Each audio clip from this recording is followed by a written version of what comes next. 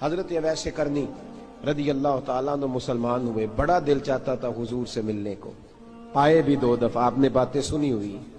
اماں بوڑھی تھی، ایک ادھر دیکھو میری طرف، اماں بوڑھی ہو اور ماں حکم دے دے کہ نبی پاک کے پاس نہیں جانا، ذرا سننا، تو حضرت اویس کرنی، یہ داتا گنج بخش علی اجویری نے لکھا ہے، یہ امام شورانی نے لکھا ہے، یہ تمام ان کے سیرت نگاروں نے لکھا ہے، کہا بیٹے میں کمزور ہوں، مجھے چھوڑ کے نہ جانا، چھوڑ کے نہ جانا۔ ایک دن بڑی منت کی، رو پڑے، اماں نے کہا بیٹا جانا، لیکن اگر حضور گھر نہ ہوئے تو تلاش نہ کرنا، میں فالج زدہ عورت ہوں، اٹھ کے چل نہیں سکتی۔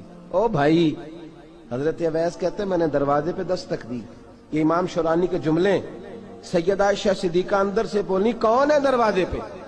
کیا لفظ ہیں، کیا انداز ہے۔ آج تو مرید بھی ٹیلی فون کرتا ہے، کہتا ہے پیر صاحب تیار ہو جائے، میں پہنچ رہا ہوں، قریب آ گیا ہوں، ذرا ریڈی ہو جائیں۔ حضرت اویس کرنی دروازے پہ کھڑے، کون ہے؟ بڑی عاجزی، بڑی درویشی، کہنے لگے اماں جی ایک فقیر ہوں، یمن کا رہنے والا ہوں، ایک فقیر ہوں، ایک درویش ہوں، یمن سے آیا ہوں، محبوب سے ملنا ہے۔ کہا وہ تو گھر میں حجرے میں تشریف فرما نہیں ہے، باہر دیکھ لو، مسجد میں یا کسی جگہ تلاش کر لو۔ تو حضرت اویس کرنی کی آنکھوں میں آنسو آئے، کہنے لگے وہ آئے تو بتا دینا کہ ایک قرن سے فقیر آیا تھا۔ یہ امام شورانی کے جملے ہیں۔ حضرت عائشہ کہتی ہے مجھے بتانا نہیں پڑا، محبوب گھر آئے تو آتے ہی پوچھنے لگے عائشہ کوئی آیا تھا؟ علم غیب رسول کے منکر اس حقیقت کو بھول جاتے ہیں، غیب مانا کہ راز ہے لیکن راز اپنوں سے کب چھپاتے ہیں۔ نبی کریم صلی اللہ علیہ وسلم کوئی آیا تھا؟ حضرت عائشہ نے سوال عرض کی یا رسول اللہ آپ کو کیسے لگا؟ حضور فرمانے لگے کسی کی خوشبو آ رہی ہے، کسی کی، یہ امام شورانی کے لفظ ہے، کسی کی، اگرچہ غالب خوشبو خود محبوب کی ہے، کسی کی خوشبو آ رہی ہے۔ کہ حضور قرن کا رہنے والا کو فقیر آیا تھا، سلام چھوڑ کے چلا گیا۔ جناب عائشہ کہتے ہیں حضور کی آنکھوں میں آنسو آئے۔ میں نے کہا حضور وہ گیا کیوں؟ تو محبوب نے فرمایا اس کی ماں بوڑھی ہے، اس کی ماں۔ محبوب اگر اماں کے لیے کہتے ہیں چل دیکھیں نا تابی بنے، وہ صحابی نہیں بن سکے، تابی، تو تبلیغ کرنے کیسے چلا جاتا ہے بیمار ماں کو چھوڑ کے؟ تو پیر صاحب کے ڈیرے پہ کیسے پہنچ گیا اماں کو چھوڑ؟ تجھے کس نے اجازت دی کہ ماں باپ بوڑھے تھے اور تو کہے جی میں وہاں جا رہا ہوں، میں نے چلے کرنے ہیں، وظیفے پڑھنے؟ بھئی جب حضرت اویس کرنی اعلیٰ حضرت امام اہل سنت رحمت اللہ علیہ، آپ نے لکھا ہے کہ وہ جو محبوب کا فرمان ہے نا بخاری مسلم میں، رضا اللہ فی رضا الوالد، فرمایا جس کی والد راضی اس کا اللہ راضی، اور جس کا باپ ناراض اس کا، اعلیٰ حضرت فرماتے ہیں 100 ولی، ایک جگہ پہ فرماتے ہیں 1000 ولی ایک طرف بیٹھ کے کہہ دینا کہ یا اللہ اس بندے کو بخش دے، اور اکیلا والد کہہ دینا یا اللہ میرا نافرمان ہے، نا معاف کرنا، تو فرمایا اللہ اس 100 ولی کی نہیں مانتا، والد کی بات مانتا، اس لیے کہ حضور کا فرمان آ گیا باپ راضی ہوگا تو اللہ۔ تو میرے بھائی شریعت ایک حقیقت ہے، اس حقیقت کو سمجھیں۔ حضرت اویس کرنی کی زندگی کا ایک پہلو یہ، دوسرا پہلو یہ جو ہے نا بڑی لمبی چوڑی داستانیں، اور بڑا ہمیں شوق ہے تصویروں کا، بڑا شوق ہے۔ آپ یقین کریں میری طرح کے بہت سارے لوگوں کے پوسٹر چھپتے ہیں، بڑی بڑی تصویریں لگی ہوئی ہیں چوکوں میں۔ استقبال سب سے اچھا وہ ہے جو قیامت کے دن ہوگا۔ اگر اس استقبال دیکھیں نا، یہاں ہم سے پہلے لوگوں کے بڑے استقبال ہوئے، پھر بعد میں کیا ہوا؟ چلے گئے وہ لوگ، ہم آ گئے، ہم بھی چلے جائیں گے۔ مٹی دیں تے مٹی رہنا ہی، ایویں کا دی بلے بلے، اج مٹی دے اتے بندیا تے کل مٹی دے تھلے۔ حضرت اویس کرنی خیر التابعین ہے، تابعین میں سب سے پہلا نمبر ہے۔ آپ کی سب سے بڑی فضیلت یہ ہے کہ آپ نا، یہ ہم نہ بتاتے بڑا ہیں، گزرتے گزرتے بتا دیتے ہیں کہ میں تہجد گزار بھی ہوں، گزرتے گزرتے بتا دیتے ہیں کہ مسجد کی جو ٹائلیں ہیں نا وہ میں نے لگوائی ہیں، بس کوئی بندہ مل جائے صحیح جس کو ہم کرامتیں سنا سکیں۔ میرے جیسے مولوی صاحب بھی بتاتے ہیں، کہتے ہیں جب میرے جیسے اچھے لوگوں کی وہ بھی بتاتے ہیں جب میں مسجد میں آیا تھا تو 30 بچے تھے، اب پورے 80 ہیں، وہی بتاتے ہیں 150 ہوتی تھی نمازیوں کی۔ اب بھئی چھوڑو، اگر بچے پڑھاؤ گے تو اللہ راضی ہوگا، کو بتانے کی بات ہے، وہ ذکر کرنے کی بات ہے، یہ اللہ رسول کا راز ہے، اس کا ذکر نہیں کیا جاتا۔ خواجہ اویس کرنی رضی اللہ تعالیٰ اپنے آپ کو چھپا کے رکھا ساری زندگی، ساری زندگی अम्मा जब इंतकाल कर गई ना ख्वाजा वैसे करनी की, वालिद पहले जा चुके थे, वालदा इंतकाल कर गई तो किसी एक जगह ठिकाना नहीं रखा हजरत वैसे करनी। मेरी बातों की समझ आ रही है आप हजरात? क्यों भला ये कई दफा जो नारे शारे होते हैं ये बड़ी खराबी कर जाते हैं, असल काम रह जाता है। दस्तबोसी करने वाले कई दफा इतना दूर ले जाते हैं कि इंसान के अपने वज़ाइफ पीछे रह जाते हैं, कई दफा मुश्किलात होते हैं। इसलिए सूफिया में एक मलामती गिरोह है, मलामती, दाता साहब ने उसको लिखा है और उसका तज़किरा कुरान ने किया, जो जाहिदून फी सबीलिल्लाह वला यखाफून लौमत लाइम। फरमाया अल्लाह के कुछ बंदे ऐसे हैं जो अल्लाह के रास्ते में जिहाद करते हैं और जब लोग उन्हें बुरा कहते हैं तो उसकी परवाह नहीं करते।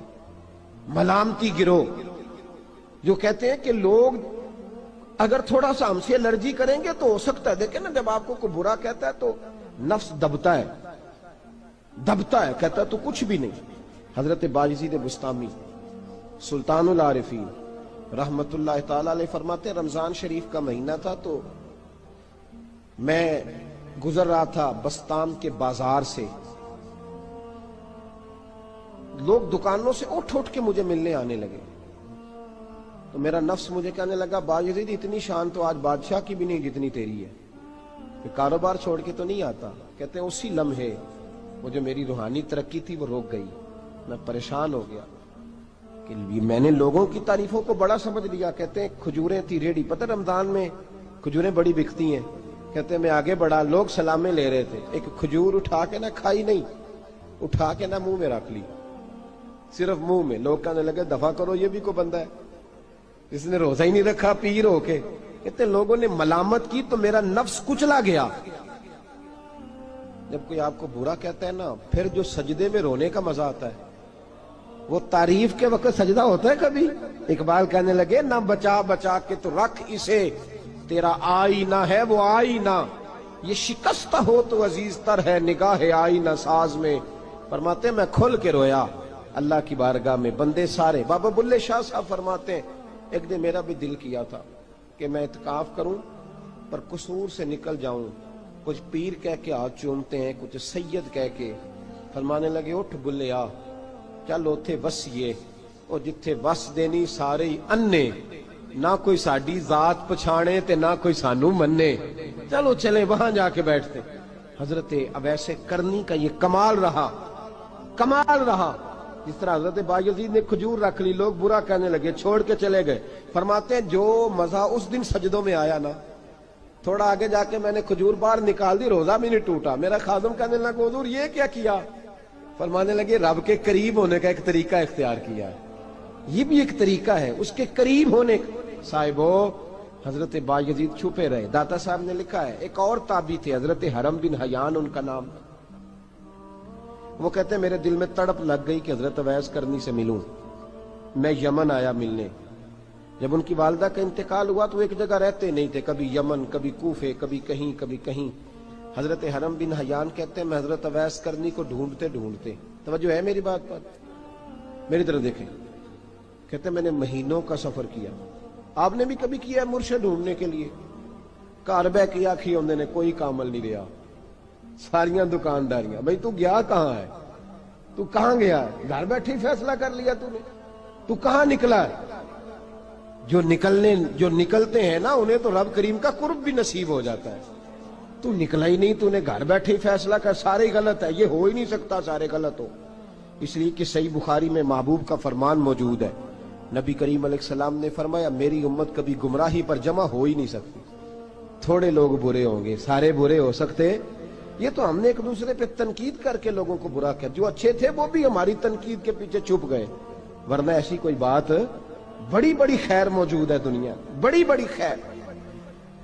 हजरत हरम बिन हयान कहते हैं मैं जनाबे वैसे करनी को ढूंढने निकला, तो उनको ढूंढते ढूंढते मैं पहले यमन गया।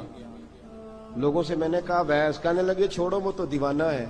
और दाता साहब ने ये लफ्ज लिखे हैं, लफ्ज देखना ये बड़ा मजा देंगे आपको जुमले।